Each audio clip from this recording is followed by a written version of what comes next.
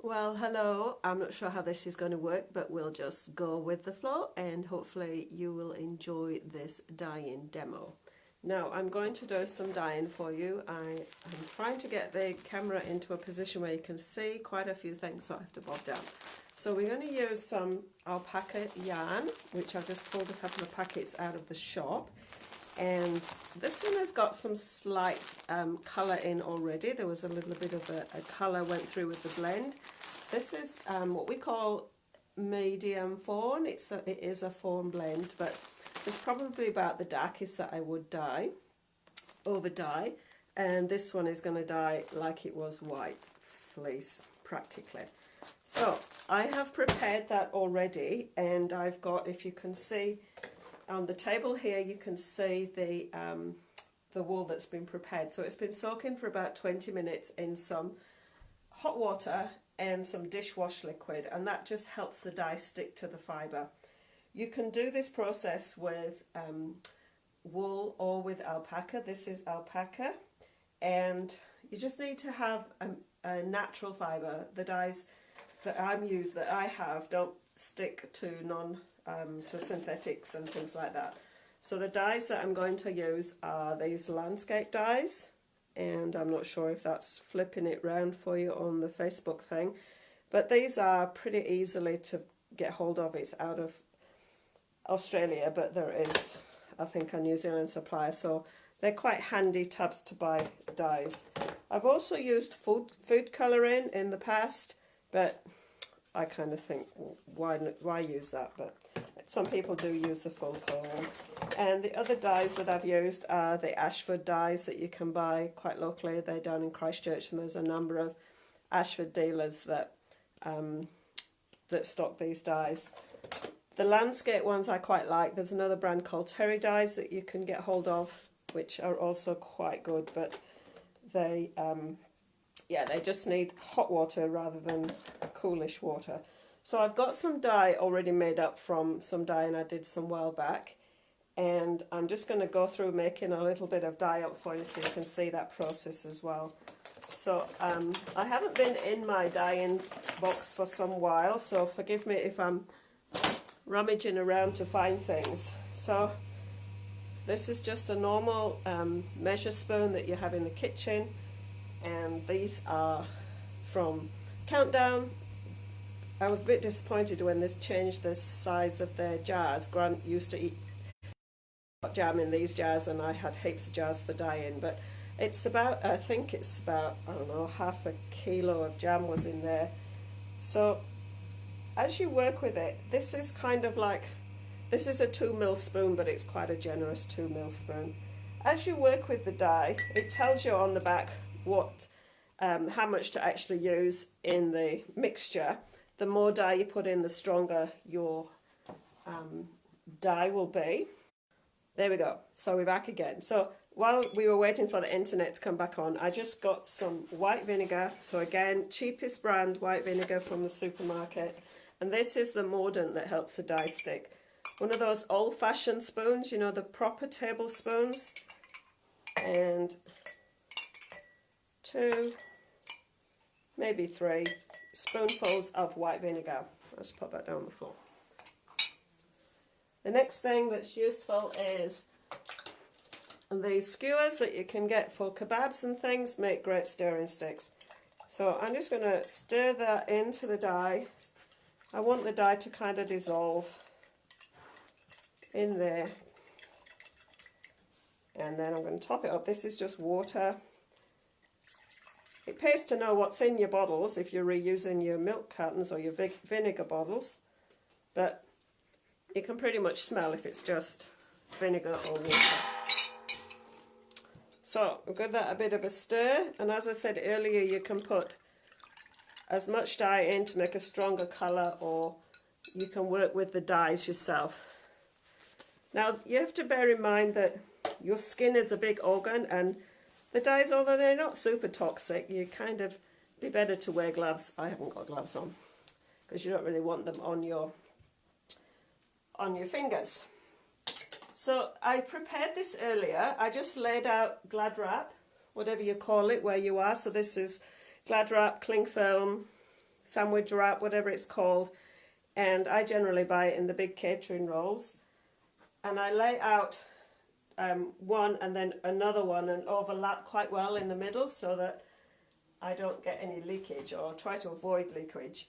And I've just squeezed the excess water out of my wool and lay them side by side. So you don't need to stress too much. This is kind of indie dyeing, so there's no right or wrong way to deal with it. And quite often, the more random things are, the better the whole thing looks anyway. So don't stress about being too much of a perfectionist. In fact, if you are not, that's even better. So I use, I've got my favourite brush. You can see I've used that quite a bit. But I use brushes like this just to do the painting with. And again, you'll develop your own method of doing it. This is my favourite one, so that I've got that ready.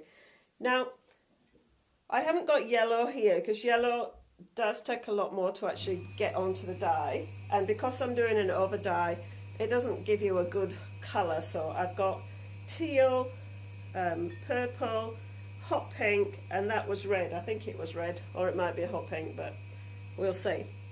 So teal's quite nice, and I tend not to, I use the same brush. I go from dye pot to dye pot. I don't stress too much, and I hope you can see what I'm doing now. So basically I'm just painting. So I am just dabbing on the dye,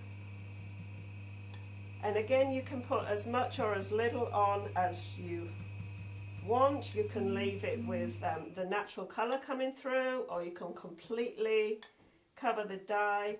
I'm sorry about the noise of the water pump turning on. It's just I'm in the shop at the moment, and anybody that flushes the toilet or turns the tap on in the house, we get the water pump coming on. So that's, sorry about that drama. Hopefully it'll be a bit quieter. So I tend to have a little routine going. I try not to use more than 3 colours, because you'll see what happens with it in a little while. The colours bleed into one another and you get lots of yummy colours that you would never even thought about starting to form and create. So you don't need to get too carried away. If you put too many colours on, you just get a little bit of a muddy mess happening. So I've just dabbed that, and this is quite a weak teal. I can see that I've got here. It's been sitting around a while. The dye in these jam jars is really quite handy because you can just put them away and put it away on your shelf, come back to it a bit later when you're doing some more dyeing, if you don't actually use all your dyes at the same time. So I've got 3 stripes of teal. We're going to go to the one we just mixed up. And as you can see, I'm not sure whether you can see, but hopefully you can. The colour is already starting to blend. As I say, I don't bother to swap my brush over unless I was using yellow, and then I would put the yellow on first with a clean brush, because otherwise you get all kinds of rubbish happening with your yellow. Nice to do a bit of mixing. These dyes I've got, you know, there's heaps of different colours, so you don't actually need to do any mixing if you don't want to. You can just choose the colours off the colour palettes that's available, and there's heaps to choose from. If you buy the Ashford starter kit, I think they've got the 3 primary colours in there, so you can just have some fun with some different colours with that if you want to. And I haven't actually done any dyeing with natural things. That all seems like far too much like hard work, but if you're into that kind of thing, that's quite good fun as well. So you can see I'm not overly fussed about where things end up, where things go. And now this is purple.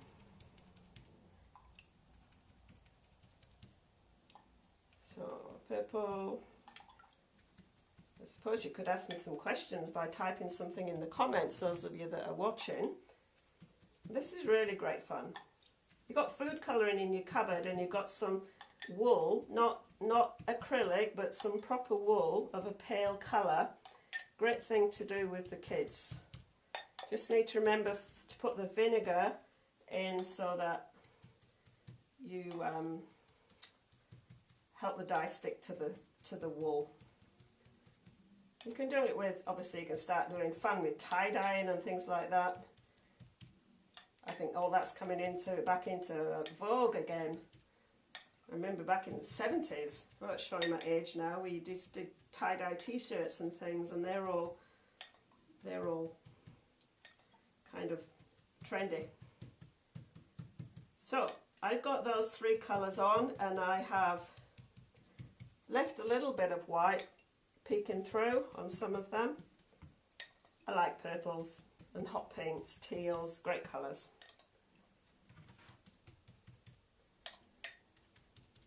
So if you're too skinny with the dye, like you're a bit frugal, then you're going to get white peeking through, or whatever colour your initial colour was. But or if you're too generous with the dye, you're going to get dye everywhere. So I'll just move these out of the way so that hopefully they're not blocking your view from what's going on. And as you can see, my workplace is not very well organised. So I'm hoping you can see quite well everything that's on the table. And the trick now is you've got this Glad wrap, but we want to actually seal it because we don't want dye to creep out. So I've just flicked that, not completely. By the way, I've done 4 at once. You don't have to do 4 at once. That's just because I'm lazy, and well, not lazy, but I just got into a bit more of a production line. You do 4 at once, you're going to get 4 hanks, which is going to be about 200 grams that you can then actually make some product with, and they're all going to look similar. So I've pulled that, and I'm going to pull that over, and now I'm sticking the Glad wrap to itself, and I'm just pressing out the air, and then I've got the bit at the ends I'm going to fold over, and so I'm creating a seal with the Glad wrap. And hopefully, can you see it? I've got all these people commenting, so I've just waved at you. I'll move you out of the way.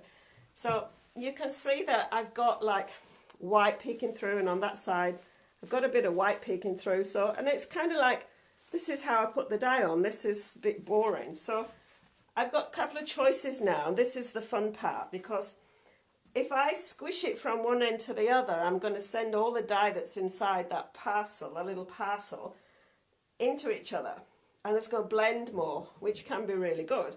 If I go this way, like I'm rolling out pastry, I'm going to blend it across the colour. So you can choose which you want to do. And again, this is the kind of fun bit. I generally start in the middle, so if there's any air in it, it kind of takes its way to the end. And I'm just pushing the dye through the yarn with my fingers. So I can do some sweeping, and then that's going to push dye, like it's pushing the colours together.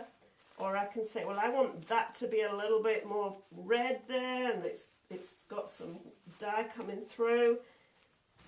Flick it over, and I can see, you probably can't really see this that well from where you are, because I haven't got a helper. I'm going to have this, is going to be a pale dye. My dyes have probably, apart from the one I just made in front of you, been sitting around for quite some time now. So, could end up being a disaster, eh? Because I've got the whole of Facebook world watching me. It's not one I prepared earlier. It's just happening right now as we speak. So I don't know if you can really see that clearly, but we're starting to see the colours starting to blend, and we've got some kind of purpley, mauvey, different colours happening there. So I can keep doing this until I'm happy with what I can see through the Glad wrap. I've got Grant turning up now. So I'll tell him that I'm on Facebook Live, and if he puts his head around the video, he can say hello to Facebook world. So I'm going to, just because you guys are watching and it's kind of a bit boring because there's not a lot happening, I probably would wiggle this around a little bit more, but for the sake of this demo, I'm going to call that a day. Oh, we got a bit more dye there. I probably could have been a bit generous with the dye, because you were watching me, I was being a bit cautious. So, the next thing I'm going to fold it into like a little sausage because I want the creased. Do my very best to make sure we don't have dye leakage. So that's in a good old Pyrex dish, and it's going in the microwave, which is just behind the camera. So I'm just going to pop this in the microwave, and I'm going to put it in the microwave for about 5 minutes. So just wait there.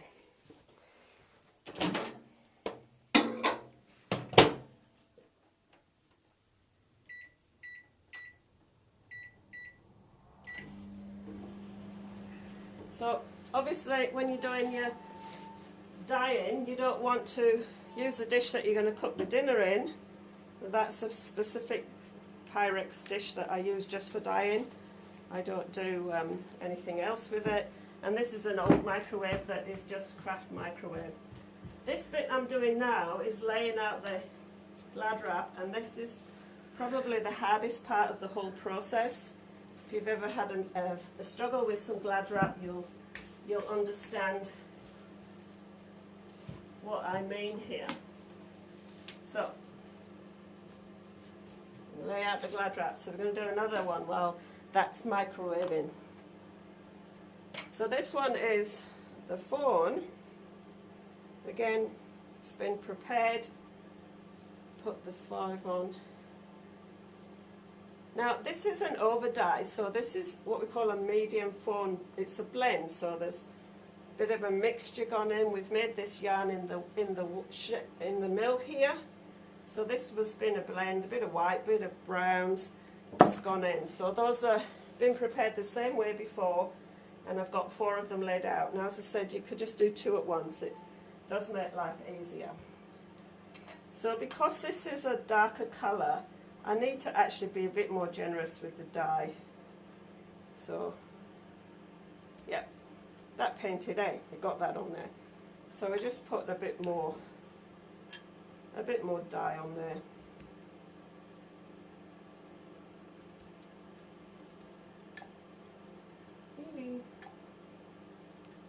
So same process again. And as I say, the more random you do this, you don't need to be like painting every single strand of yarn, but the more random you make it, well, works out pretty good.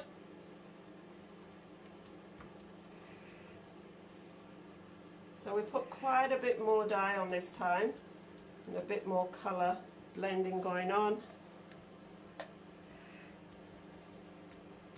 When you put the dyes onto an over dye like this fawn, you're going to get more muted colours coming out when it does its blend.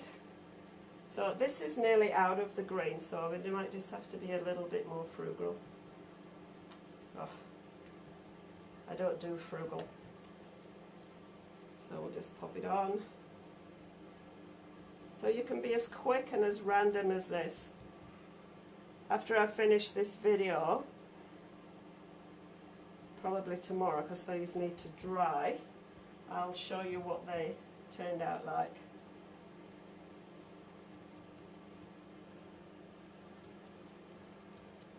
So, lovely.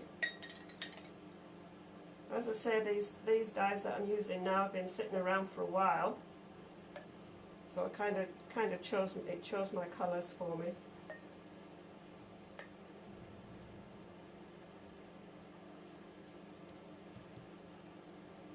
I like purple. I like the way it blends into all the other colours, and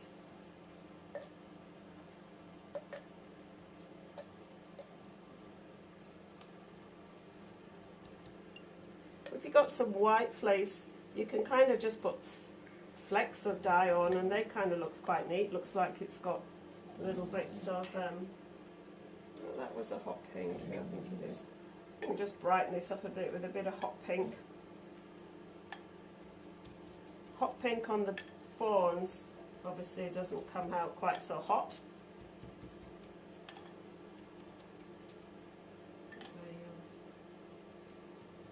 So I'm hoping you can see this clearly. It's just been a bit tricky to get the camera at the right angle. So hopefully you can see.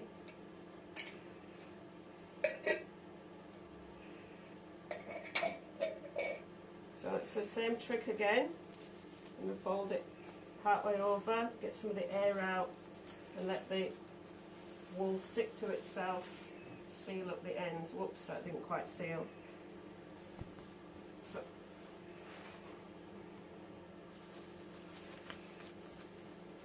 So we've got a bit more dye in this time. You can see that we've got quite a bit more dye going on in there.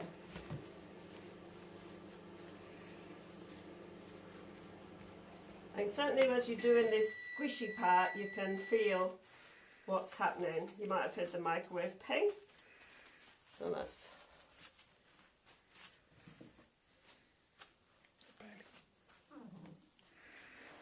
Now we've got a bit of dye leakage happening here because I didn't get my ends sealed. But as I say, there's no mistakes. It's just slightly different than what you originally planned. Don't have to have the perfect thing in craft work or this kind of work. Grant's stood at the side of me. He's a bit more precise. If you've got a bit of OCD tendencies, you probably will be a little bit more precise. But sometimes just slapping it on. So just excuse me while I get that out of the microwave.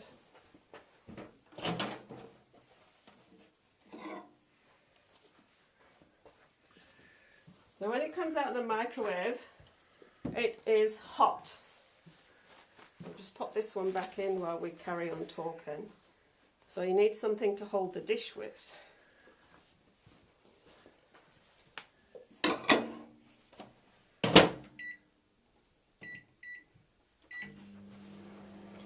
Can you give that one more minute when it finishes? Hey? Right, so normally what I do is I would just let this cool a little bit, but we can't be waiting there, so I'm going to get this dye out, and I'm going to rinse the yarn off. So this is hot, okay? So if you're doing this with youngsters,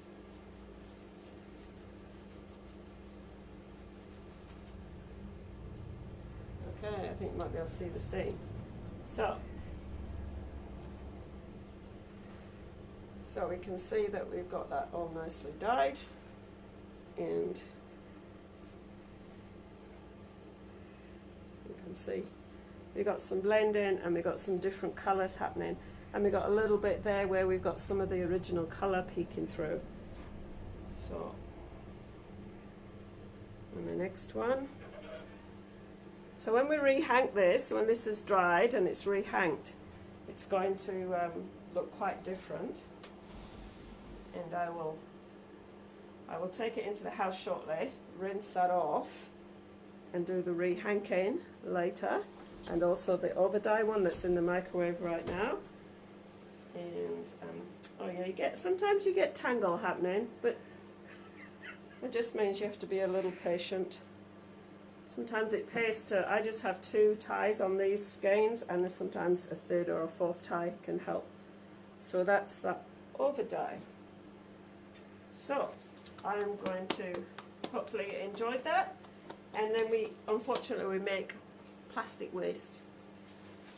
But, shh. So that's dyeing, and this is, I don't know what you'd call this method. There is another method where you can just do it in a pot, and maybe I'll do a demo on that another time later on. So thank you for watching, those of you that stayed the course. And just watch on the Facebook post. I'll put some pictures of the rehanked finished product. So, ciao, see you later.